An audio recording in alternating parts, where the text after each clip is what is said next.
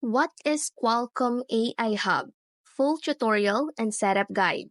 But first, what is Qualcomm?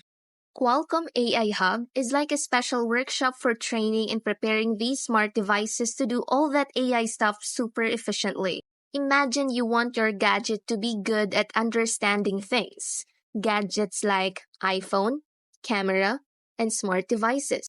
You can use Qualcomm for that, to be a training ground and to prepare your smart devices to become super efficient. Then what does Qualcomm do? Qualcomm makes AI faster and uses less battery. Qualcomm is easy to use for developers.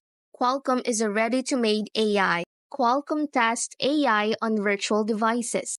How to sign in and set up. First, sign up to Qualcomm website. Second, install your program, Kai Hub and the Conda program. Third, tell the Kai Hub program your secret code from the website so it knows you're connected to it. And now, you're good to go.